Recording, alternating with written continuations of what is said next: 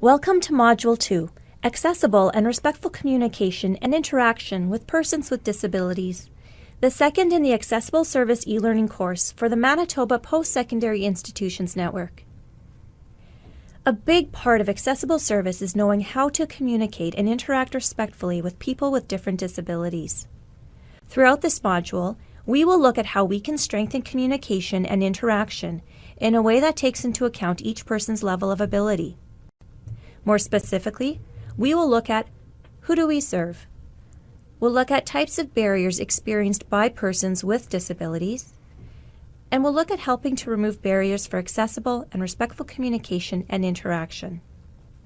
Let's start by looking at who are the folks who make up your institution's public. The first group that comes to mind is likely students. However, the institution's public also includes staff and faculty using campus services such as human resources, residents of the city or town in which your institution is located, visiting alumni, students' parents and other relatives, volunteers, representatives from other organizations such as universities and community partners. As an institution and a partner in our community, we must ensure our programs and services are accessible to all members of our public. In this section, we will learn about barriers that individuals with disabilities experience when accessing services and programs, and the actions we can take to remove those barriers. There are a variety of barriers that can prevent individuals from accessing our services and programs, including physical and architectural barriers, information and communication barriers, systemic barriers, and technological barriers. But often, one of the biggest barriers limiting opportunities available to people with disabilities are attitudinal barriers. Attitudinal barriers result when people think and act based on stereotypes or assumptions. Instead of relying on stereotypes or assumptions to determine what a person with disabilities needs, it is as simple as asking the person, how can I help?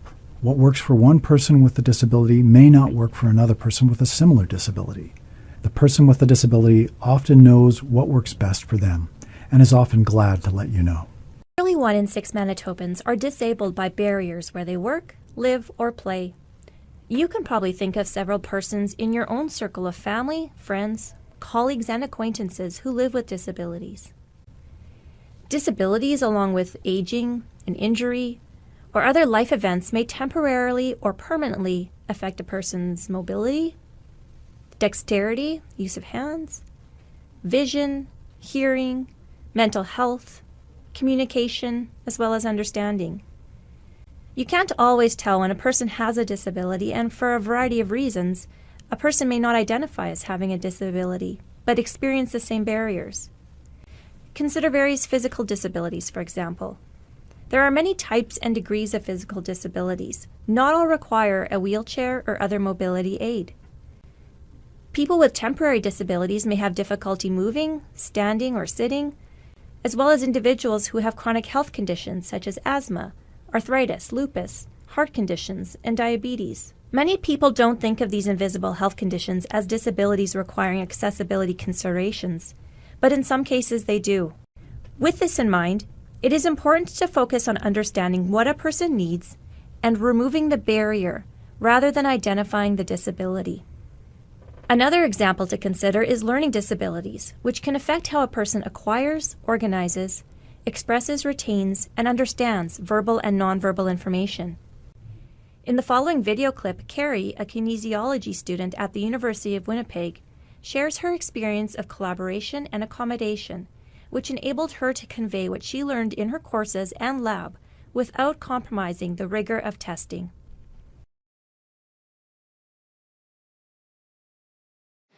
In my second last year as a student at the University of Winnipeg, I was diagnosed with ADHD and learning issues. For the most part, I'd previously been successful in developing ways to cope with my undiagnosed learning problems pretty much on my own. But the previous year had brought several Fs to my transcript and a lot of frustration. It was really hard to work extremely hard and not see results. As a student studying kinesiology, for the most part, the assessment forms that were used worked for me. However, my undiagnosed learning issues made human anatomy particularly difficult. By the time I even started assessment, I had worked hard in the course, hired tutors, and failed the course twice.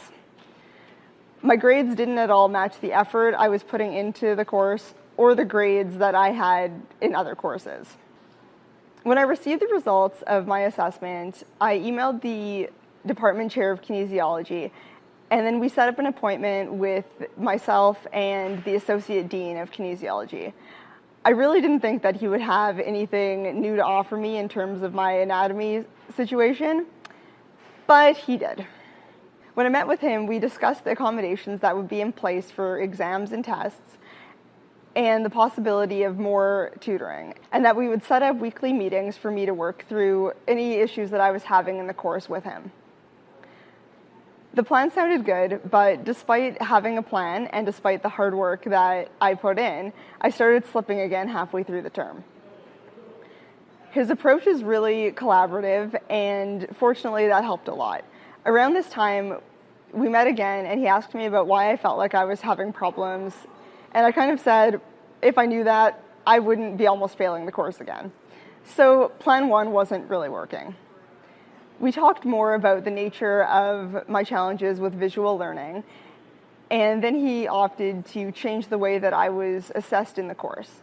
At that point, I started doing written assignments instead of lab tests, and we changed the format slightly for my lab exam, and he also reformatted my final exam to be no less challenging, but a bit less open-ended, using true and false, short fill-in-the-blank, and multiple choice questions instead of long answer questions. Simply, this allowed me to need to manipulate less information in my head and have a better chance of keeping the pieces in order and be able to show that I did know more than I previously was able to show on tests.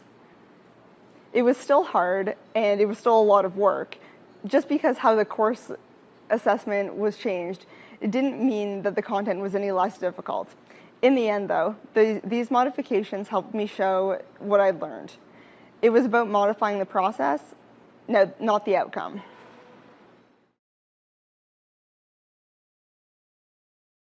Now that we've considered some of the types of barriers individuals with disabilities experience and the how can I help approach, let's consider a few more important points, focusing on making our communication accessible to all who access our services and programs. Consider providing information in your office or classroom in alternate formats. Alternate formats are simply ways of providing information in a variety of ways different from the way that the information was originally produced. For example, when you provide audiences with copies of your presentation slides, you are providing information in alternate formats. The key to making information accessible is to make it available in as many ways as reasonably possible. Preparing text-only versions is extremely helpful, as it enables you and other planners to respond in a timely manner to requests for formats such as Braille copies, which require more specialized effort. It can be as simple as including the active offer on publications such as, "This publication is available in alternate formats upon request." When communicating with staff, students, and faculty, or visitors to the campus, give some thought to the various approaches for making your communications more accessible, depending on the situation and the person's needs. For example, when providing printed information, offer to read, summarize, or describe it. This approach might be helpful for a person with a visual impairment or a person with learning disabilities like dyslexia. Or when asking a student, faculty, staff, or visitor to complete an online form, be sure to offer alternate ways to access and complete these. We've just explored considerations for making communication and information accessible. In this last section, we will look at respectful terms when referencing persons with disabilities. When speaking or describing a person with a disability, use language that emphasizes the person rather than the disability. For example, it is proper to say person with diabetes rather than afflicted with or suffers from. Use person with a disability instead of the disabled or handicapped. Don't use terms like slow, delayed, mute, crippled, or confined to a wheelchair. These words are demeaning and disrespectful to persons with disabilities. The wording shown here are samples from the Words with Dignity card provided by the Government of Manitoba's Disability Issues Office, identifying respectful terms to use when referencing persons with disabilities. Throughout this module, we've discussed barriers experienced by persons with disabilities with a focus on attitudinal barriers. We've looked at focusing on removing barriers rather than identifying the disability by asking the simple question, how can I help? We looked at making information and communication accessible through alternate formats and approaches. And lastly, we talked about using language that emphasizes the person rather than the disability. Take a few moments now to consider how you might change what you typically do in order to make your interactions and communications with persons with disabilities more accessible. You may be surprised at how easy this is.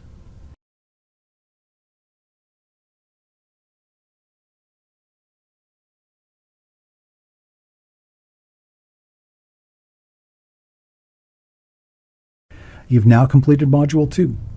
For additional information on best practices for communicating and interacting with persons with specific needs relating to their disabilities, visit the Sources and Resources section of this program.